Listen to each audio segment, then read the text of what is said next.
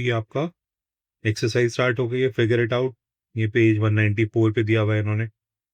ये कह रहे हैं draw the rectangle and four square configuration shown in figure 8.3। तो इसमें हमने कॉन्फ़िगरेशन देखी थी जिसके सेंटर में एक रेक्टेंगल बना हुआ था और कोनों में ऐसे चार स्क्वायर्स बने हुए थे। अगर आपको फिगर 8.3 याद नहीं है तो किताब के कुछ पेजेस फ्लिप करके देख लो पहले। ऐसी सी कुछ कॉन्फ़िगरेशन थी। तो ये हमसे ये बनवाने के लिए कह रहे हैं कि सेंटर में रेक्टेंगल है और उसके चारों तरफ चार स्क्वायर्स हैं। सो ये यही कह रहे हैं, draw the rectangle and four square configuration which was shown in figure 8.3 and draw it on a dot paper. Why did you? What did you do to recreate this figure so that the four squares are placed symmetrically around the rectangle and discuss with your classmate? So देखो इसको बना लेते हैं और ये कह रहे हैं कि आपको सिमेट्रिकली बनाना है ताकि जो ये स्क्वायर्स हैं, ये वाले ऊपर जो छोटी सी मैंने अपनी आइडिया के लिए ग्राफ फिगर बनाई है, ये स्क्वायर जो है कोनों में चार, ये सिमेट्रिकली प्लेस्ड हो in comparison to the rectangle in the middle. तो चलो ठीक है, इस डॉट पेपर को मैंने यहाँ पे चिपकाया हुआ है अपनी वर्कशीट पे। तो मैं इन तीन डॉट्स को कंबाइन कर रहा हूँ।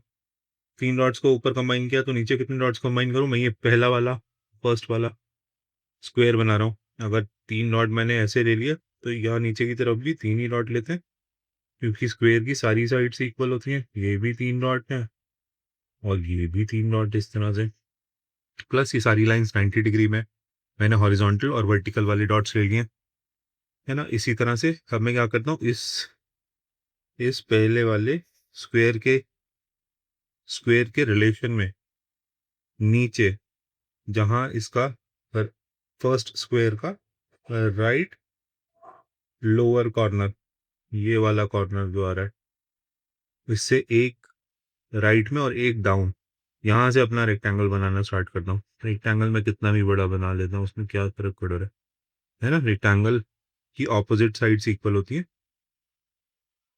यहाँ इसको इतना बड़ा बना लेता हूँ। तो इस तरह से मैंने जितने डॉट्स लंबाई में लिए थे ऊपर और नीचे बराबर लिए, और उसकी विड्थ में जितने डॉट्स कवर किए थे, विड्थ में मैंने इस बार चार डॉट्स कवर किए। दोनों तरफ चार चार डॉट्स कवर हो रहे हैं इसकी विड्थ में, और इसकी लेंथ में एक दो तीन चार पाँच छः सात आठ नौ दस, 10 डॉट्स कवर हो रहे हैं। आप ज़्यादा भी कर सकते हो, कम भी कर सकते हो। चार के बराबर मत करो, नहीं तो बीच वाला भी स्क्वायर लगने लग जाएगा।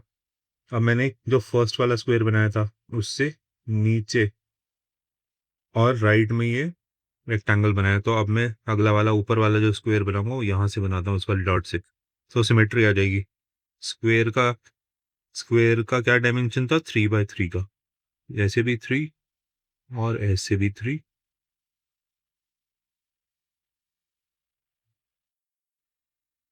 ठीक है, आपने सिर्फ डॉट्स को कंबाइन कर देना।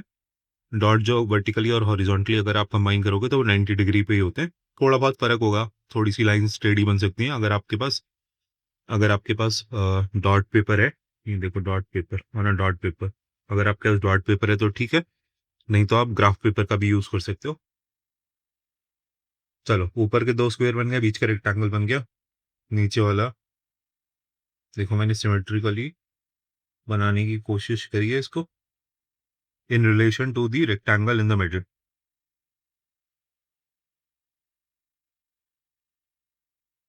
आपको स्केल लेके, रूलर लेके उससे लाइंस खींचनी है।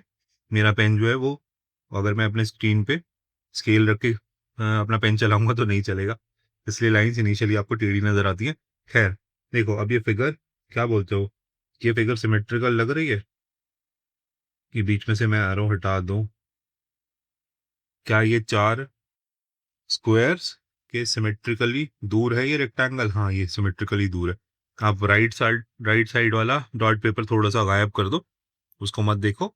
ये पूरी फिगर पांचों के पांचों थोड़ा सा उठा के और सेंटर में डाल दोगे डॉट पेपर के, तो थोड़ा और सिमेट्रिकल लगता।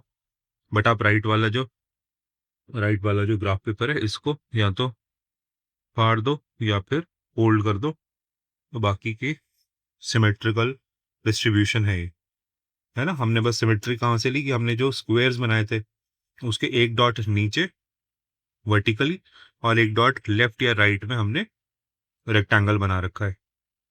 ठीक है, और रेक्टेंगल बनाने के एक डॉट नीचे से हमने अपने स्क्वायर्स बनाए, तो ये स्क्वायर सिमेट्रिकली दूर है। ये फोर फोर स्क्वायर्स और एक rectangle and four square configuration जो हमें पहले फिगर में देखने को मिली थी वही थी।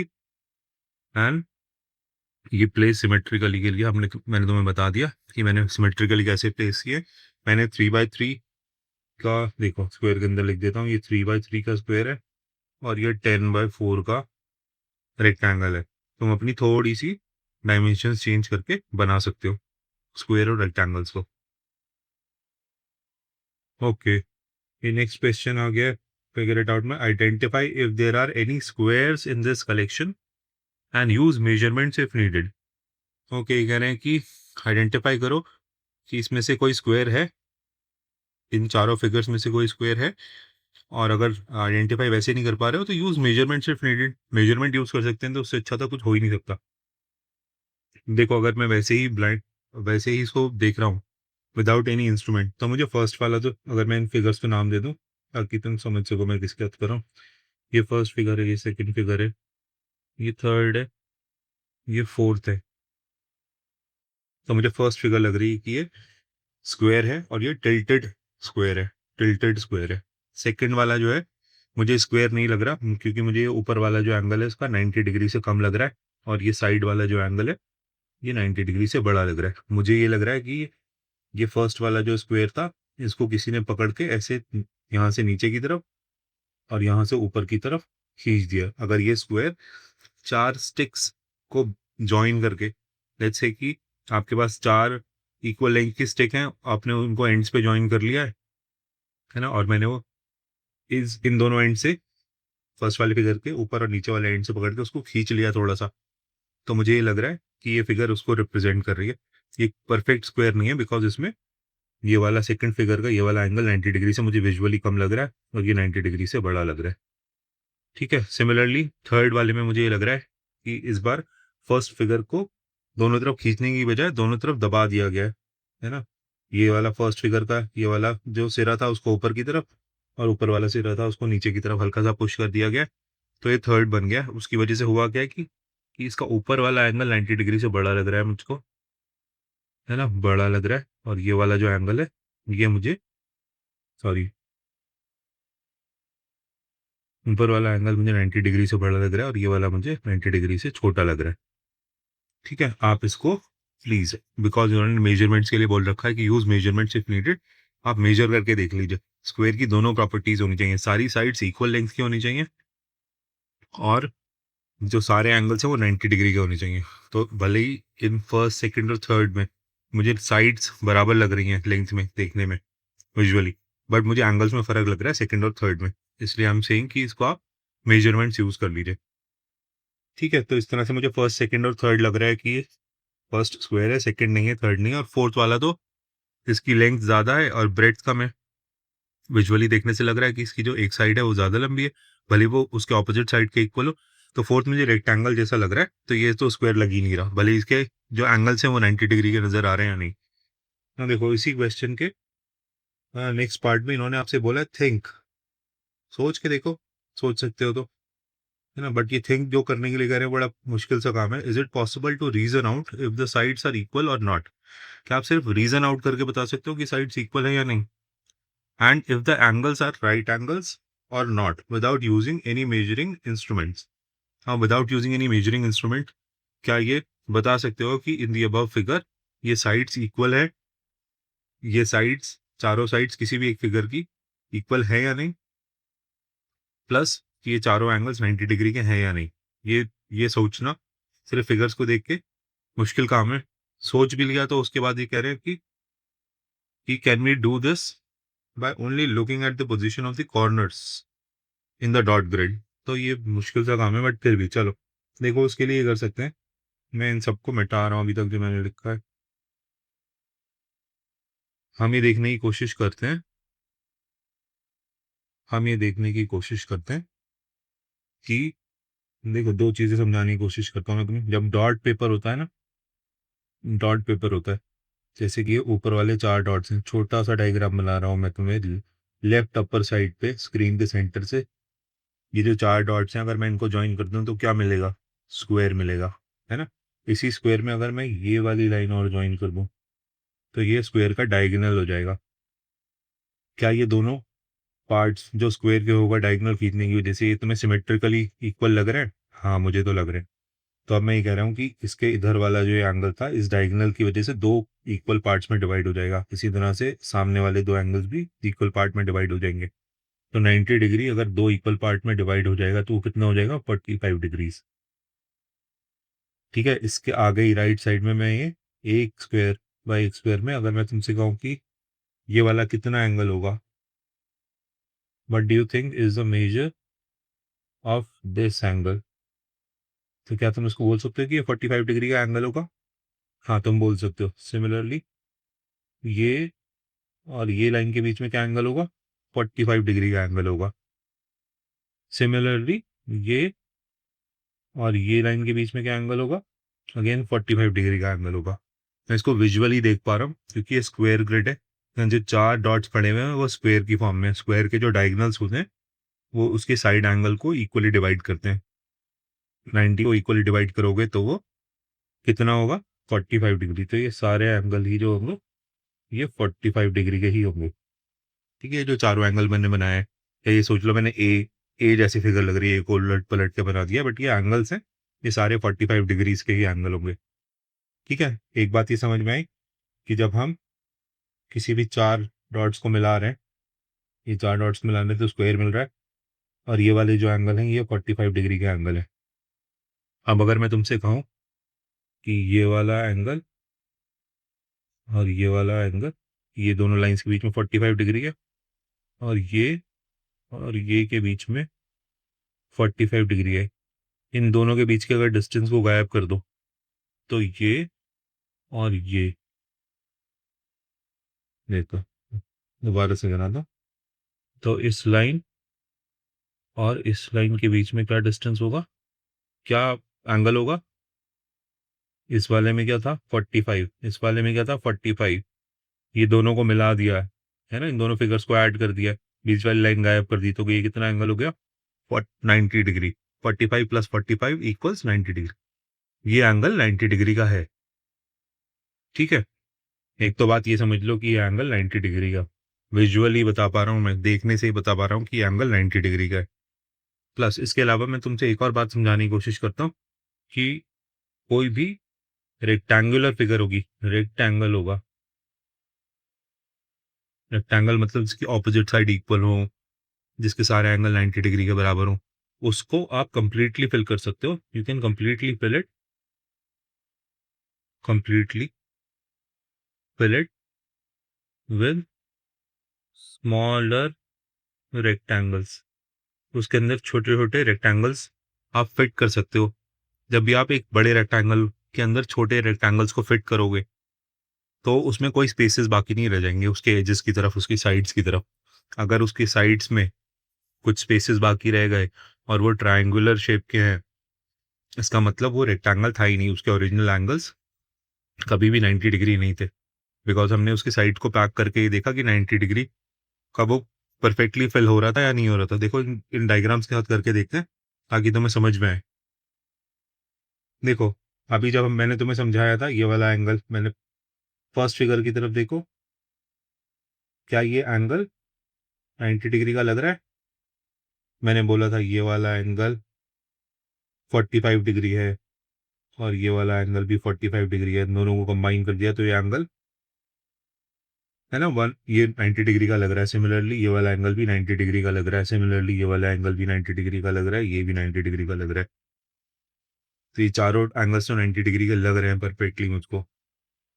उसके अलावा देखो, सबको रब कर रहा हूँ, होपफुली तुम्हें कुछ समझ में आ रहा होगा, नहीं आ रहा तो कोई बात नहीं, वीडियो को थोड़ी देर के लिए स्किप कर दो। अब देखो ये वाली जो लाइन है, एक साइड ऑफ दिस, अगर मैं इसको इसको यहाँ सेंटर तक लेकर आऊं और इस वाली ऊपर वाली लाइन को भी सेंटर तक लेकर आऊं, तो यहाँ पे कितने यूनिट्स आ रहे हैं? हॉरिजॉन्टल वाली जो लाइन बनाई है 3, राइट में कितने यूनिट्स आ रहे हैं? ये भी है 3। अगर ये दोनों ही यूनिट्स 3 और 3 आ रहे हैं, इसका मतलब इसका जो तीसरी साइड है, इसकी जो तीसरी साइड है उसकी एक स्पेसिफिक लेंथ होगी। अभी तक मैं उसको नहीं बता रहा स्पेसिफिक लेंथ क्या होगी, क्या इसके सामने वाला ट्राइंगल अगर आप तुम देखो, क्या ये भी 3 बाय 3 का ट्राइंगल है जिसके बीच में 90 डिग्री का एंगल, 90 डिग्री का ऑपोजिट वाली साइड की लेंथ कुछ होगी? तो ये दोनों लेंथ्स बराबर हो सकती हैं या नहीं? हाँ, ये दोनों लेंथ्स बराबर हो सकती हैं, बिकॉज ये दोनों ही जो साइड्स हैं रेक्टेंगल की, ये वाली साइड जिसको मैं हाईलाइट कर रहा हूँ, ये रेक्टेंगल स्क्वायर की ये वाली साइड, और इस स्क्वायर की ये वाली साइड, ये दो रेक्टेंगल्स का हाइपोटेनस है ना? पहले रेक्टेंगल की भी बाकी दोनों साइड्स थ्री थ्री यूनिट्स की हैं, दूसरे रेक्टेंगल की भी दोनों साइड्स थ्री यूनिट्स की हैं। तो ये दोनों की लेंथ, ये दोनों साइड्स की लेंथ बराबर है। मैं तुम्हें सिर्फ इतना समझाने की कोशिश कर रहा हूँ। इसलिए एडजेसेंट वाली लेंथ्स बराबर हैं, सारी एडजेसेंट। ये फर्स्ट वाला, ये फर्स्ट वाली साइड इसकी, ये सेकंड के बराबर है। सिमिलरली सेकंड वाली जो है वो थर्ड के बराबर है, क्योंकि थर्ड वाली जो ये वाली लेंथ है, ये वाला साइड लेंथ है, ये कौन से रेक्टेंगल का हाइपोटेनस है? इस राइट एंगल का हाइपोटेनस है, जिसकी ये वाली साइड है 3 और दूसरी साइड हमने ऊपर वाली थी 3, कि हमने पहले ही कर ली थी। तो ये थर्ड साइड भी हाइपोटेनस को एक्सप्रेस कर रही है, तो इसकी भी लेंथ बाकी के दोनों ट्राइंगल्स के हाइपोटेनस के बराबर होगी। मतलब ये सारी तीनों लेंथ प्लस ये सिमिलरली चौथी वाली साइड जो है, इसकी भी जो लेंथ होगी ये बराबर होगी। तो फर्स्ट वाली फिगर में मैं विजुअली बता पा रहा हूँ कि एंगल्स भी 90 डिग्री के हैं और साइड भी बराबर है। चारों साइड्स एक ऐसे राइट एंगल ट्राइंगल का हाइपोटेनस है जिसकी दोनों साइड्स 3 यूनिट है। ये चारों साइड्स बराबर होंगी, ठीक है? इसलिए मैं कह पा रहा हूँ कि ये चारों साइड्स बराबर होंगी। तो मैंने दोनों प्रॉपर्टीज बता दी, सारे एंगल 90 डिग्री के हैं, सारी साइड्स इक्वल है। अब नेक्स्ट वाले फिगर में, सेकंड वाली फिगर में, ये अगर हम फर्स्ट फिगर मान लें, ये हम सेकंड फिगर मान लें, ये मुझे देखने में विजुअली ये फिगर स्क्वायर नहीं लग रही है ना, स्क्वायर नहीं लग रही। देखो मुझे कहाँ तक स्क्वायर लग रहा है इसके अंदर, मैं स्क्वायर ही ड्रॉ करता हूँ। मुझे लगता है कि ये, और मैं इंडिविजुअल जिस स्मॉल स्क्वायर से जो स्मॉल चार डॉट्स बने हुए हैं, मैं उसके डायगनल ही रन कर रहा हूँ, सिर्फ मैं उसका डायगनल ही रन कर रहा हूँ, क्योंकि मुझे लगता है कि वो डायगनल 45 डिग्री पे है ना। और अगर मैं उसको कंबाइन कर देता हूँ, तो मैंने ये जो फिगर बनाई है अंदर, ठीक है, ये जो फिगर बनाई है अंदर, ये मुझे लग रही है कि ये स्क्वायर है। फर्स्ट वाले रीजन की तरह से मैं बोल सकता हूँ कि ये वाला पार्ट स्क्वायर है, ठीक है। देखो मैं ये कह रहा हूँ कि यहाँ पे देखने की कोशिश करो इस खाली जगह में। मैं ये कह रहा हूँ कि इस वाले चार स्क्वायर्स के डायगोनल को मैंने ऐसे कनेक्ट किया, फिर मैंने आगे कनेक्ट किया एक और डायगोनल से, फिर मैंने आगे कनेक्ट किया। इंडिविजुअल टेढ़ी मेढ़ी इसलिए लग रही है क्योंकि मैं पेन ठीक नहीं चला रहा हूँ। अगर मैं ये इन तीनों को डायगोनली कनेक्ट करूँ, तीन स्क्वायर्स को, कौन से स्क्वायर्स को? देखो, ए इस वाले को, पहले स्क्वायर को, इस दूसरे वाले स्क्वायर को, और इस तीसरे वाले स्क्वायर को। अगर मैं इन तीनों को डायगोनली ऐसे करके कनेक्ट कर दूं, ये सारे के सारे एक इमेजिनरी वर्टिकल लाइन से कितने कितने डिग्री का एंगल बना रही है ये वाली लाइन? 45 डिग्री का, 45 डिग्री का। सिमिलरली अगर मैं नेक्स्ट तीन डायगोनल्स को ऐसे कनेक्ट कर दूं, है ना, तो ये भी 45 डिग्री का एंगल बना रही है। तो ये वाली लाइन जो मैंने ड्रॉ करी है, और दूसरी वाली लाइन जो ड्रॉ करी है मैंने, ये वाली लाइन जो ड्रॉ करी है और ये वाली लाइन जो ड्रॉ करी है, इन दोनों के बीच में क्या एंगल हो जाएगा? 90 डिग्री का। यही मैंने तुम्हें सेकंड फिगर में करके दिखाया है ना। तो मुझे इसीलिए लग रहा है कि सेकंड फिगर स्क्वायर नहीं है। मुझे लग रहा है कि किसी ने फर्स्ट फिगर को, इस वाली फिगर का ये वाला कोना और ये वाला कोना उठा के, पकड़ के, उस अंदर की तरफ, बाहर की तरफ पुल कर दिया है इन दोनों कोनों को, बाहर की तरफ इन दोनों कोनों को पुल कर दिया गया है। उसकी वजह से ये ऐसे होके पुल कर दिया, ऊपर वाले को ऊपर की तरफ पुल कर दिया और नीचे वाले को नीचे की तरफ पुल कर दिया। तो ये फिगर जो हमारी ब्लैक से बनी हुई है सेकंड वाले में, ये फिगर हमें तभी ऑब्टेन हो रही है। तो खींचने की वजह से इसके ऊपर वाले एंगल्स जो हैं, ये ऊपर वाला, अप वाला और डाउन वाला angle, both of them are less than 90 degree, और ये जो साइड वाले एंगल्स हैं वो ग्रेटर देन 90 डिग्री हो गए। ठीक है, किसी ने स्क्वायर को पकड़ के ऊपर नीचे खींच दिया। तो सेकंड वाली फिगर मुझे इस तरह से स्क्वायर नहीं लग रही थी, मैंने उसके बीच में एक एक्चुअल स्क्वायर ड्रॉ करके दिखाया है तुम्हें। ठीक है, क्या तुम थर्ड वाली फिगर में स्क्वायर ड्रॉ कर सकते हो इसी तरह से? क्या बोलते हो, कर सकते हो तुम? देखो ये सारे पॉइंट्स डायगोनली कनेक्ट हो रहे हैं, ये सारे पॉइंट्स डायगोनली कनेक्ट हो रहे हैं। सिमिलरली ये सारे पॉइंट्स डायगोनली कनेक्ट हो रहे हैं, और ये सारे पॉइंट्स डायगोनली कनेक्ट हो रहे हैं। तो ये मैं ये कह रहा हूँ कि जो मैंने पर्पल कलर से बनाया है ये स्क्वायर है, जो इन्होंने ब्लैक कलर से बनाया है वो स्क्वायर नहीं है। मैं किसी रेक्टेंगुलर या स्क्वायर फिगर को, जो मैंने पर्पल कलर से बनाई है, इसको हमेशा छोटे स्क्वायर से, छोटे रेक्टेंगल से फिल कर सकता हूँ। लेकिन ये जो बची हुई जगह है इसके साइड में, थर्ड फिगर के साइड में, ये ऊपर नीचे आपको ये वाला जो पार्ट है इसका, ये वाला पार्ट और ये वाला पार्ट और ये वाला पार्ट और ये वाला पार्ट, ये ट्रायंगुलर पार्ट है, ये बच गए, है ना। तो ये पूरी फिगर स्क्वायर या रेक्टेंगुलर नहीं हो सकती, है ना। अगर ये पूरी फिगर स्क्वायर या रेक्टेंगुलर होती तो आप इसको रेक्टेंगुलर पीसेस से, स्क्वायर पीसेस से कंप्लीटली फिल कर सकते थे। बट जो बचा वाला पार्ट है वो एक तरफ से बड़ा है और एक तरफ से छोटा है, इसका मतलब वो रेक्टेंगुलर या स्क्वायर पार्ट तो नहीं है।